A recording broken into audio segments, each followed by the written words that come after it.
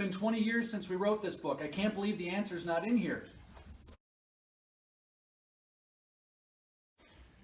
So Bob, in the 20 years since we've written this book, what do we know now that we didn't know then? Right, that's not in the book. That's not in the book.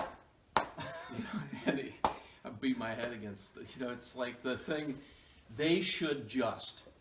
How many times have we heard folks from the senior level group say to the folks, you just make this company more innovative, down to somebody else, or the more junior folks will say, well, if the CEO would just back this up, then why don't you just do this? Yeah, and I think that if I was doing this again with you, we were adding to it or writing the next book, and it really is the next thing that I chose to write about was that complexity. Things are incredibly complex. I think you and I thought 30 years ago that if we just trained everybody in the company to be more creative, well, then the company would become more innovative. Seems simple enough. Yeah, and we did that, as did the whole field, and then something would fall apart. And you or I and others in our field, we'd say, okay, I see how that fell apart, so let's fix that part and teach people to be creative. And then it would fall apart. And they say, oh, why did they fall apart? Well, let's fix that part and teach people to be creative. And so it's a cascade. Yeah. It's just like one after the next, and it doesn't get to the larger issue because everything is interconnected. It's like a mobile, the thing hanging, and you move one part, a whole bunch of other parts you have to move to. And people don't do a very good job of accepting that complexity. And they get into dog fights when they want to try to change the way things are going on, and they blame storm, as you and I talked about in the book. And so if we could, and this I think is where you and I, having been at this for a long time now, need to take it, is we need to speak the truth that says if you want to make a difference in your organization, it's not going to be a short haul thing.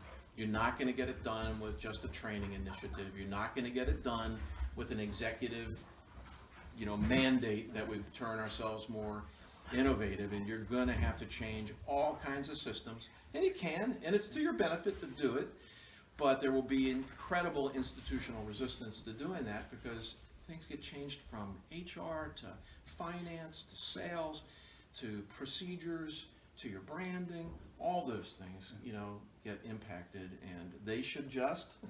So you're saying it's not just about a big idea. It's not just the big idea that's going to transform everything and save the day. No, it's really not. It's about building an engine that can continually turn little ideas into big ideas and see the little idea that's inside of a big idea whose time has not yet come, but still that little idea is ready to go. And it's, it's hard work. If it was so disappointing. I know. If it was easy to do, everybody and their little brother would be doing it, and no one would be saying to us, hey, help us be more innovative. Right. It's like, and unfortunately, in the field of practice too, the truth is that the field of practice has its own changes that it needs to make. And, you can get yourself kind of wealthy doing training programs, and then when this training program doesn't work, then refigure yourself to sell another training program. And the ground the training programs land in has to be organized in such a way such that it can be sustained. And remember the one time that somebody called us up and said, hey, we've trained a whole bunch of people in divergence tools and they're not working, and could you train us in some more? You took that call, right? We trained our people in 12 divergent thinking tools and nobody's using them. So can you give us 50 divergent thinking tools? Right. It's like, dude. And I think then you and I were younger in the field, and we were more thinking that, well, you need to put it inside the creative problem solving process. So we were thinking that process. But now we've landed in a place where, even that's not enough. Right. And because the creative problem solving process dies out.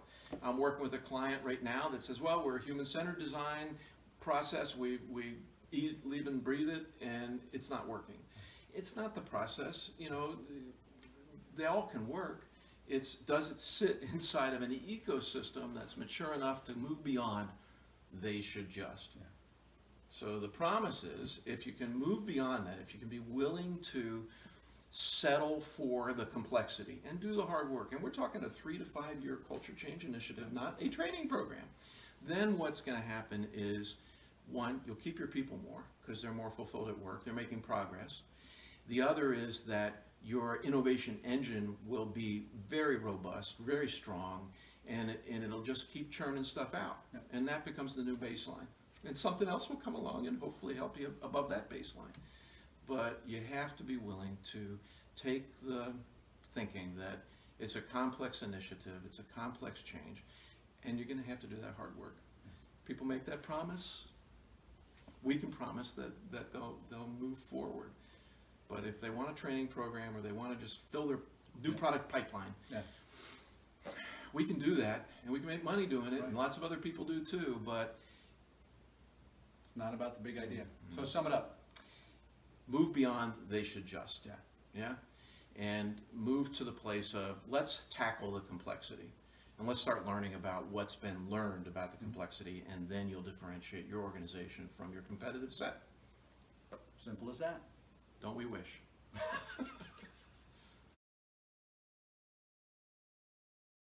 Who was that guy?